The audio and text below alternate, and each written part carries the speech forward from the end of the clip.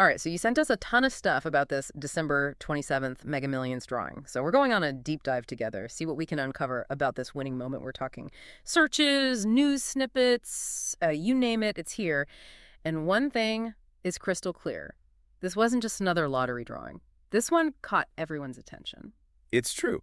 What's really interesting to me is it wasn't just about the numbers themselves, of course. There were the expected searches for winning numbers, and but there's a lot more here that speaks to a much deeper fascination. Okay, so walk me through this. What else were people searching for? Well, right off the bat, there were tons of searches about the location of the winning ticket. Where was a Mega Millions won was a big one.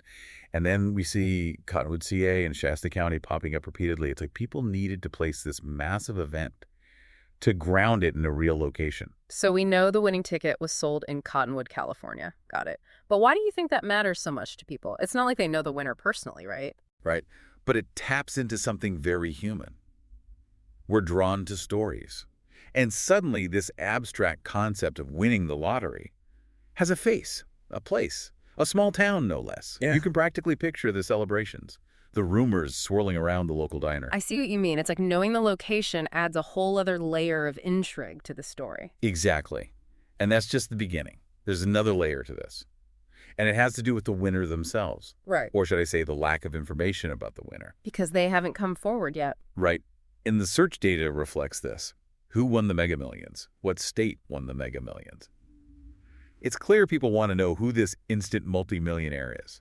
It's interesting, though, because wouldn't you want to stay anonymous if you won that much money? I mean, think of all the attention, the requests for handouts. That's a valid point. And actually, the data supports that, too. There were numerous searches about claiming the winnings, financial advisors, even legal advice related to lottery wins. Clearly, some people are thinking practically about the implications of such a windfall. So it's not all champagne wishes and caviar dreams, huh? Not quite. There's a definite undercurrent of anxiety mixed in with that excitement. And it goes beyond just managing the money. Think about what it means for your identity, your relationships, your whole world, really. When you become that Mega Millions winner. It's almost like winning creates this new identity, this label that you have to wear whether you want to or not. Exactly. And that can be a lot to process, especially when you factor in the intense public curiosity. Remember all those searches about the winner's identity? That's just a glimpse of the potential scrutiny this person is facing. So while some people might be daydreaming about winning, it sounds like the reality can be a lot more complicated, even isolating. Absolutely. And that brings us to another fascinating layer of this deep dive, the psychology of sudden wealth. Okay, I'm listening. Take us deeper down the rabbit hole. Well, think about it. What happens to our sense of self, our values, even our relationships? When we go from ordinary to extraordinary overnight, does money really buy happiness? Or does it just magnify the existing cracks in our lives? That's a pretty heavy question. It is. And the search data, while not giving us definitive answers, does offer some intriguing clues. For example, there were a number of searches related to stress management, therapy, even support groups for lottery winners. So it's not all sunshine and roses. Even for those who hit the jackpot, there's a darker side to consider. Exactly. And I think understanding that darker side, that undercurrent of anxiety and potential upheaval, is key to grasping the full impact of a lottery win, not just for the individual, but for their families, their communities. And maybe even society as a whole. Precisely. And that's where things get really fascinating. Because the ripple effects of this single event, this Mega Millions drawing, extend far beyond the individual winner. Okay, I'm definitely intrigued now. Tell me more. Well, let's shift. Well, imagine you're a lifelong resident of Cottonwood. You've built your life there, raised your family, contributed to the community, and suddenly, someone you might know, someone you see at the grocery store, the local diner, becomes a multimillionaire overnight.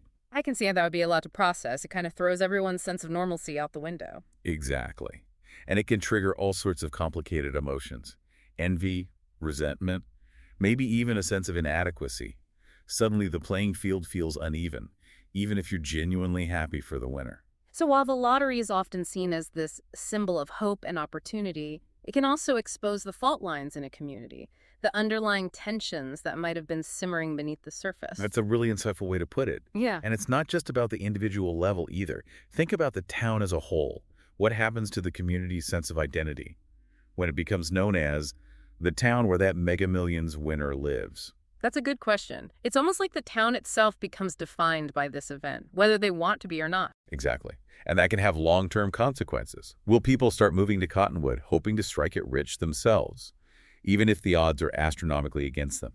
Will longtime residents feel like their town is changing too quickly, losing its character? It's like a microcosm of the bigger conversation about the American dream, right?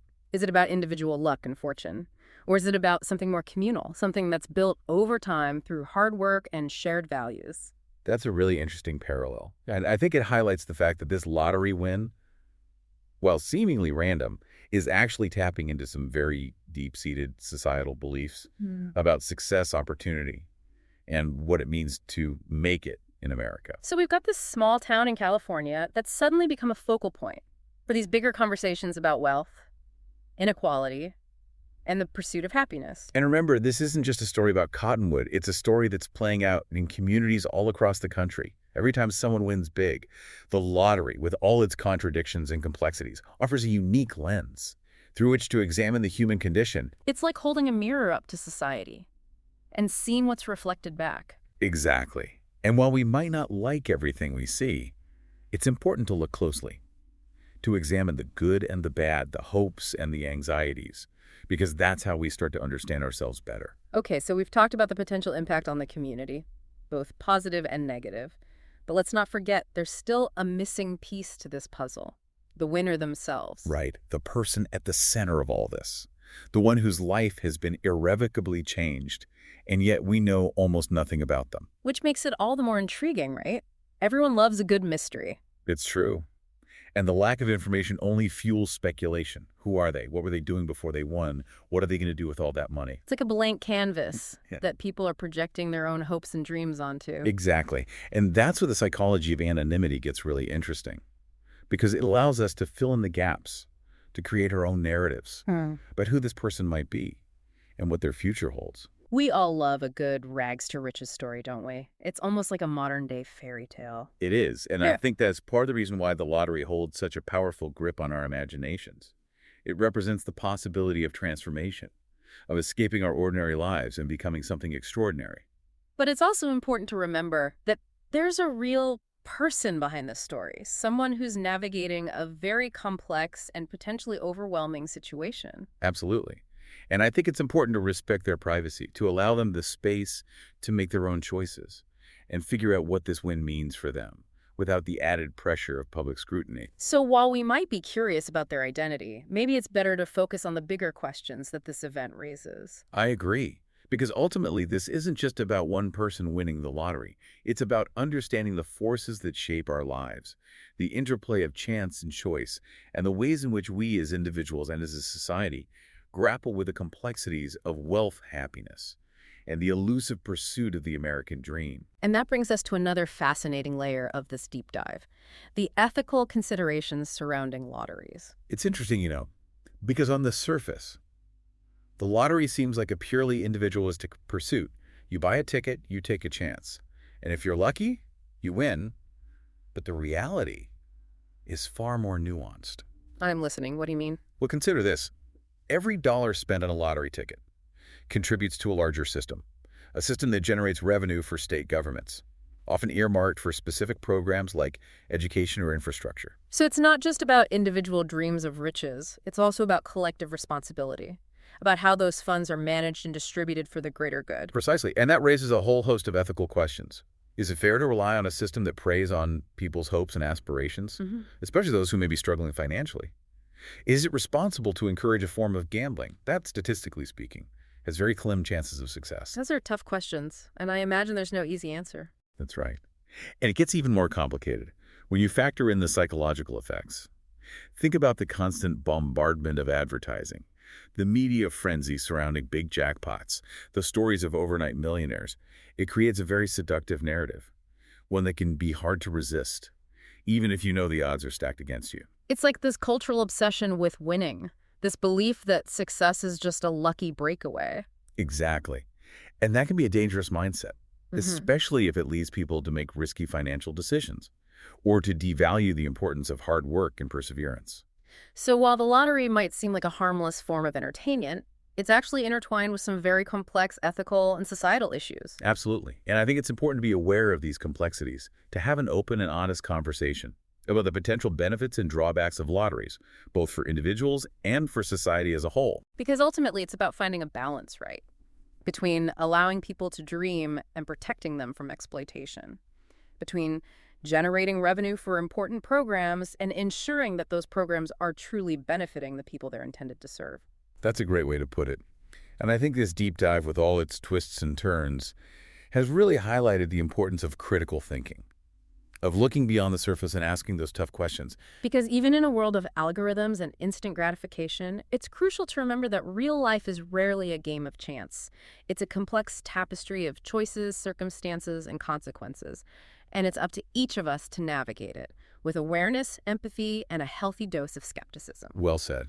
And I think that's a fitting note to end on. I agree. So to our listeners, thank you for joining us on this deep dive into the world of Mega Millions, small towns, and the complexities of human behavior. We hope you've enjoyed the journey, and that you'll continue to explore these fascinating themes long after this deep dive ends.